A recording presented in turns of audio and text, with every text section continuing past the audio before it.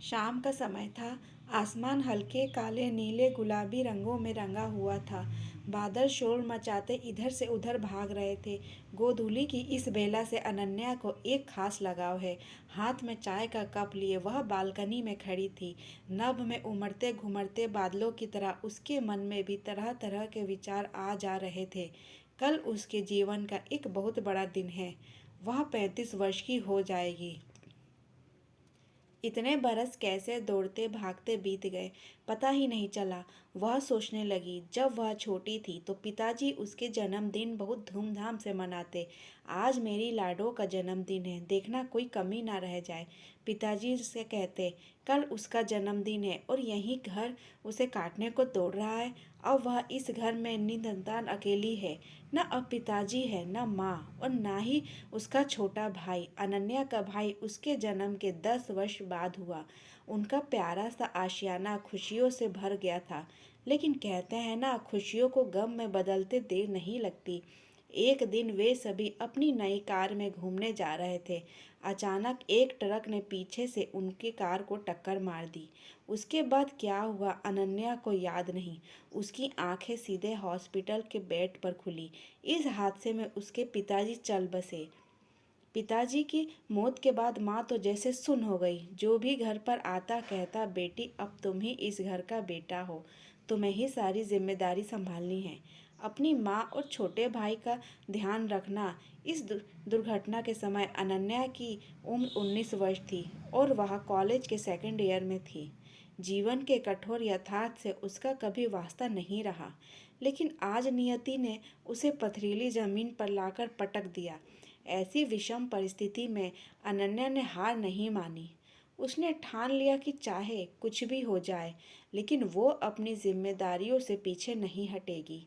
अपनी माँ और भाई को एक बेहतर जिंदगी देगी। पिताजी के ऑफिस में ही उसने नौकरी शुरू कर दी। बुद्धिमान और होनहार तो वह थी ही, मेहनत पे भी उसने कोई कसर नहीं छोड़ी। देखते ही देखते वह ऑफिस के सारे काम कुशलता पूर्वक करने लगी। अरे, गुप्ता जी की बेटी तो बहुत ही मेहनती और कुशल है। यह लड़की बहुत आगे जाएगी, सारे ऑफिस वाले यही कहते। अनन्या ने पढ़ाई नहीं छोड़ी। वह पत्राचार से एक डिग्री के बाद दूसरी डिग्री प्राप्त करती रही। उसे लिखने का भी शौक था। थोड़ा बहुत जो भी समय मिलता उसमें अपने मन को कागज़ पर उड़ेल कर रख देती। तभी पास रखे फोन की घंटी बजी तो अनन्या अतीत से वर्तमान में वापस आ गई। बालकनी में खड़े खड़े रात हो गई। कल की भी तो तैयारी करनी है। उसने फटाफट फ़ोन उठाया। दूसरी तरफ से विनय की आवाज़ आई, दीदी मैं कल सुबह ही पहुंच जाऊंगा। एयरपोर्ट पर लेने मत आना, ठीक है? बाबा तुम खुद ही आ जाना। मुझे वैसे भी बहुत सारे काम हैं, अनन्या ने हंसकर कहा। विनय अमेरिका पढ़ने गया था और अब वहीं पर नौकरी कर रहा है। 2 साल पहले हार्ट अटैक से माँ भी चल बसी। अब बस बचा है तो यह घर और इससे जुड़ी ढेर सारी यादें। आज उसका जन्मदिन है और उसके साथ ही उसकी लिखी किताब भी आज विमोचन होना है। वह उत्साहित भी है और मन में थोड़ा डर भी है।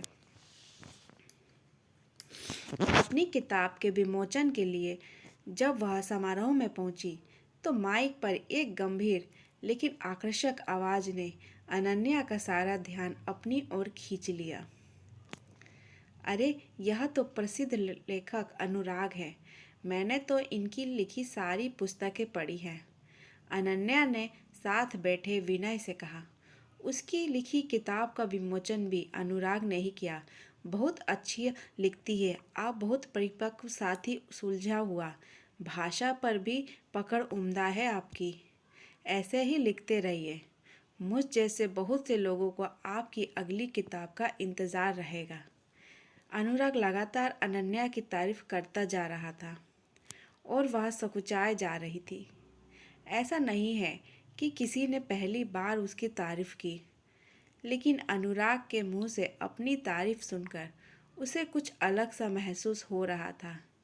आप तो ऐसे ही इतनी प्रशंसा किए जा रहे हैं। जैसे आप लिखते हैं उसके सामने मेरी लेखनी तो कुछ भी नहीं। अनन्या बोली। अच्छा, अब आप बातें ही करती रहेंगी या कुछ पार्टी वार्टी का भी इंतजाम है? मेरे पेट में तो चूहे दौड़ रहे हैं। वैसे भी आज आपका जन्मदिन है, पार्टी तो बनती ही है। अनुराग हंसकर बोला। जी बिल्कुल, आपके जैसे महान लेखक को मैं पार्टी दे सकूं, यह तो मेरी खुशकिस्मती होगी। अनन्या ने भी मुस्कुराकर जवाब दिया। खाना खाते समय दोनों बात करते रहे, कुछ कहते कुछ सुनते। दिन कब शाम के आगोश में चला गया, दोनों को पता ही नहीं चला। अनुराग, बहुत देर हो गई है, हमें चलना चाहिए। घड़ी देखते हुए अनन्या बोली। बिल्कुल सही कहा तुमने, अब हमें चलना चाहिए। लेकिन हम दोनों के साथ साथ चलने के लिए अभी बहुत देरी नहीं हुई है। तुम अपनी सारी जिम्मेदारियां पूरी कर चुकी हो, अब थोड़ा सा अपने लिए भी जी लो। आज फिर वही गोधूली बेला है। अनन्या के मन में आज एक ही विचार उमड़ घुमड़ रहा है।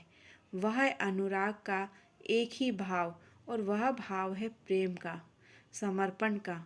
अनन्या ने अनुराग से कुछ कहा नहीं, उसकी आंखों में देखा और धीरे से मुस्कुराकर उसके कंधे पर अपना सिर रख दिया। दोनों मिलकर ढलते हुए सूरज को देखते रहे, क्योंकि वे जानते थे कि आने वाला सूरज उनके जीवन में एक नई रोशनी, एक नया सवेरा लाने वाला है।